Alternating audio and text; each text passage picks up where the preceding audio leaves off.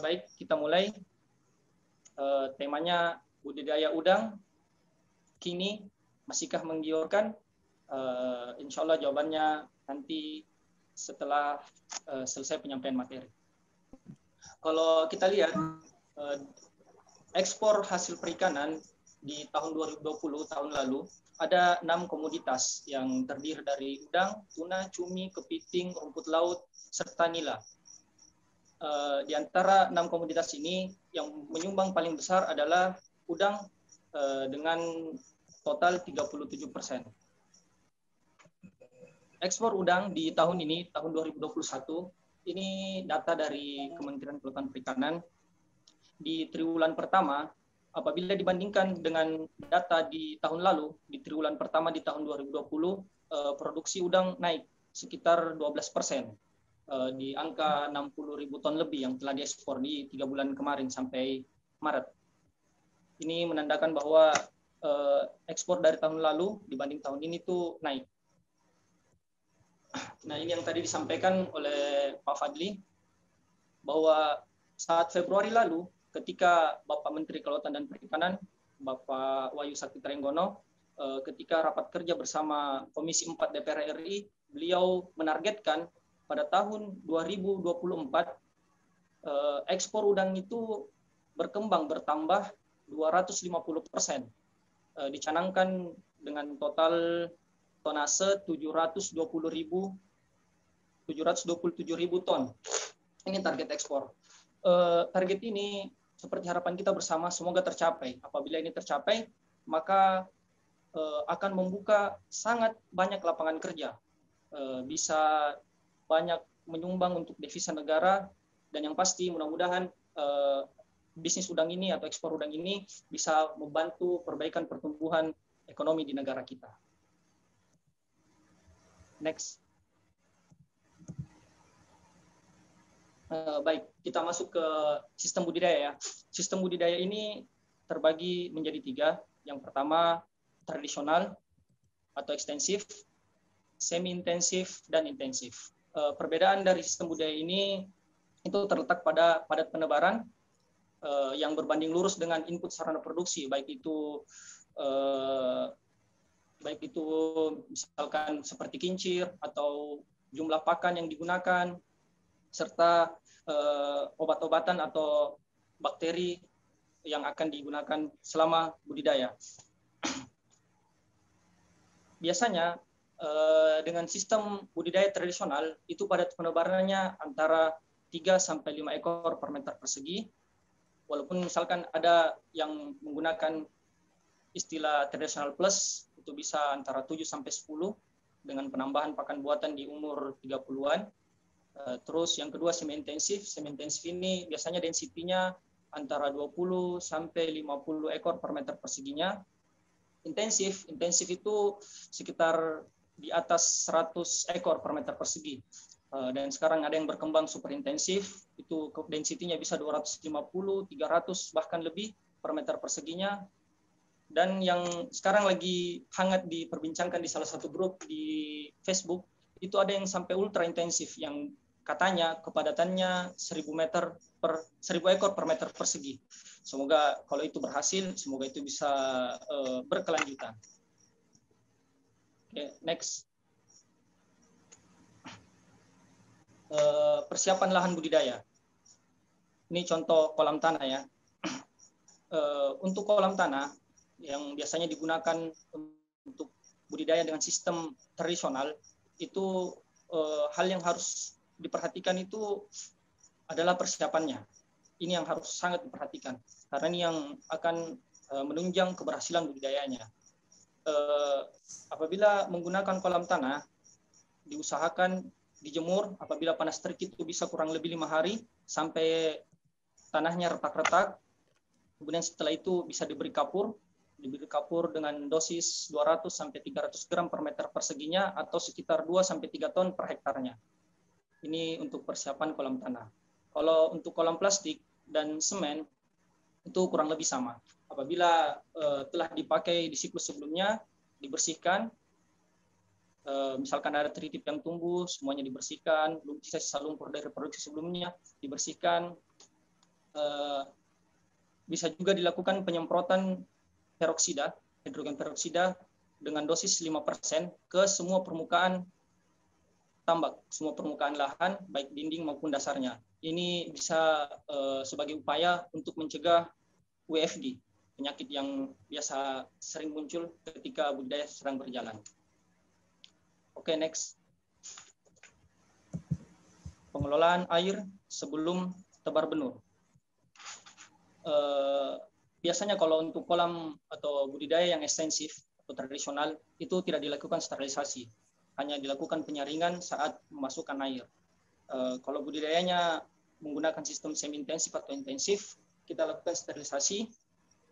Tahapan sterilisasinya itu dimulai dari pengisian air, terus apabila air di kolam itu sudah berkisar antara 20 sampai 30 cm, itu ditebar kaporit dengan dosis apabila volumenya nanti sesuai dengan yang sudah diharapkan, dosisnya 20 sampai 30 ppm.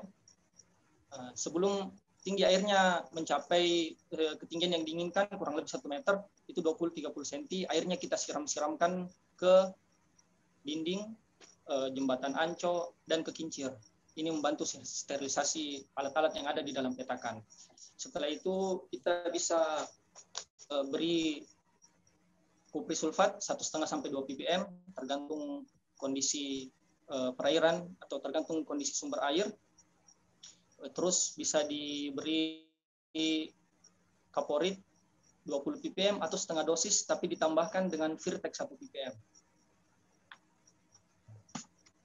Terus setelah itu air dibiarkan selama 2 hari setelah kaporit. Setelah 2 hari itu kita bisa masukkan fermentasi dedak untuk membantu pertumbuhan plankton. Kecerahan yang diinginkan itu berkisar antara kurang lebih 60 cm, itu sudah layak untuk ditebarkan benur. Oke, next. Penebaran benur. Waktu penebaran benur yang biasa dilakukan itu antara pagi sore hari. Tapi pada umumnya dilakukan pagi hari. Biasanya benur datang tengah malam atau dini hari, kemudian benur dibagikan di setiap kolamnya, diambil sampel untuk dihitung jumlah aktual yang akan ditebar, kemudian dilakukan aklimatisasi. Aklimatisasi ini bertujuan untuk menyamakan kualitas air yang ada di ikan benur dan yang ada di petakan.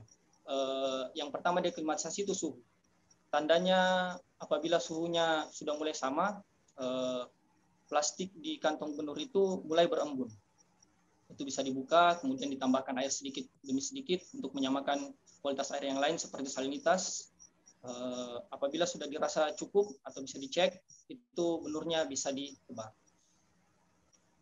Next, manajemen pemberian pakan.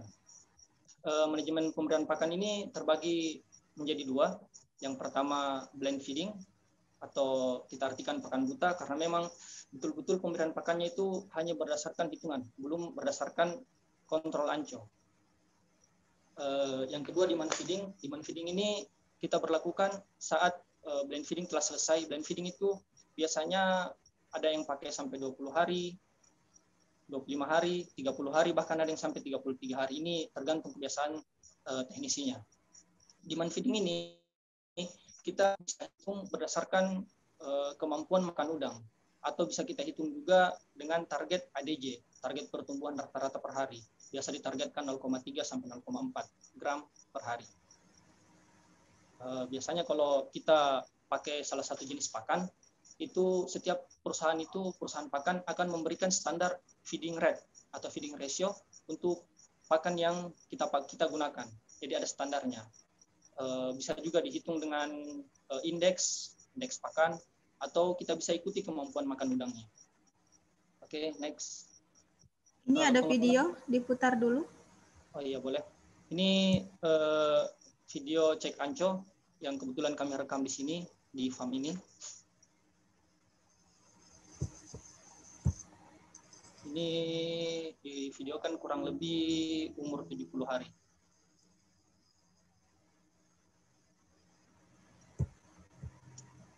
Ya.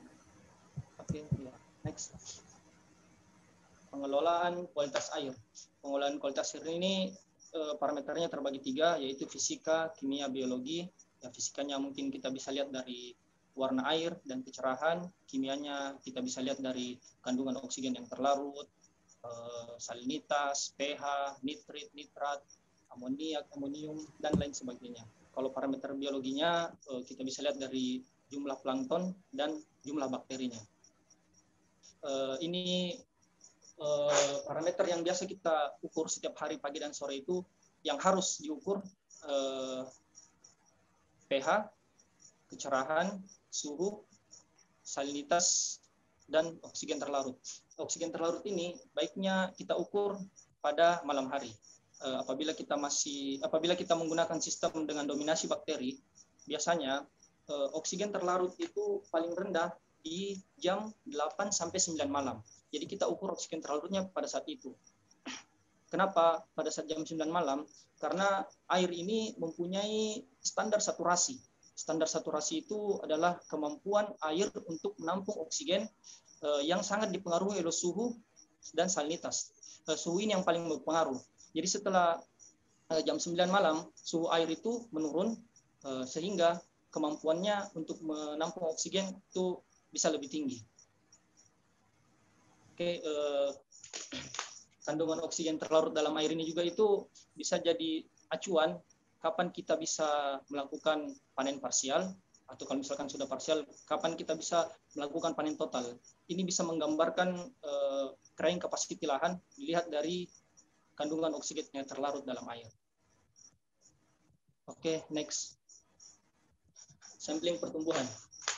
Sampling pertumbuhan itu dilakukan dengan 2 cara, melalui anco, artinya kita ambil udang yang ada yang naik di anco, dan jala. Biasanya sampling ini yang di anco itu dilakukan udang yang beratnya di bawah 5 gram. Karena kalau masih di bawah 5 gram, apabila di jala, masih banyak yang keluar dari jaringnya, keluar dari jalannya. Biasanya itu umur-umur 30 ke bawah, 30, 35 masih pakai anco. Kalau misalkan di umur 40, biasanya sudah menggunakan jala.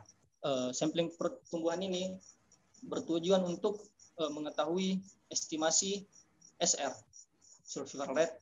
Kita bisa estimasikan berdasarkan jumlah pakan yang digunakan dengan pertumbuhan yang didapatkan. Contoh misalkan kita targetkan pertumbuhan di ADJ 0,3. Nah, setelah kita lakukan penghitungan pakan, dilakukan selama 1 pekan, apabila ADJ-nya ketemu sama 0,3, itu artinya estimasi SR kita kurang lebih sama dengan apa yang kita estimasikan. Tapi apabila misalkan kita targetkan ADJ-nya 0,3, tapi yang ketemu 0,4 atau 0,5, kemungkinan besar SR-nya atau survival rate-nya, jumlah udang yang ada di petakan ini lebih rendah dari apa yang kita estimasikan, karena pertumbuhannya lebih dari apa yang kita targetkan. Oke, next. Panen dan penjualan. Panen ini terbagi menjadi 2, panen parsial dan panen total. Ya, alhamdulillah di farm kami ini kemarin sudah melakukan parsial.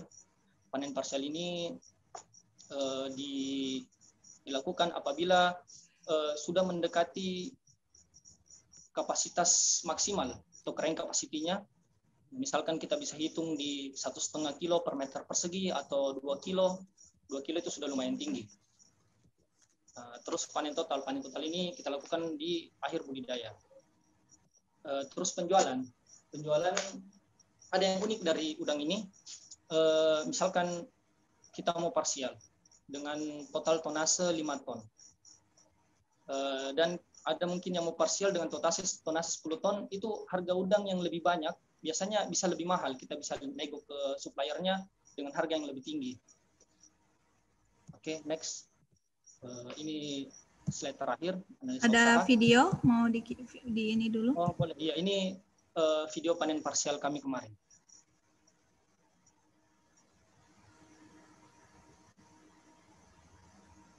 Ini kurang lebih size 50 di DOC 73. Ya, alhamdulillah pertumbuhannya lumayan bagus.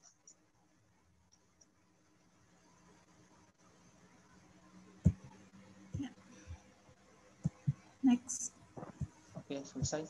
Nah, ini contoh, ini saya buat untuk contoh ringkasnya saja ya. Jadi ini saya hitung gambaran secara garis besarnya. Ini yang saya hitung kebetulan yang sedang berjalan di sini.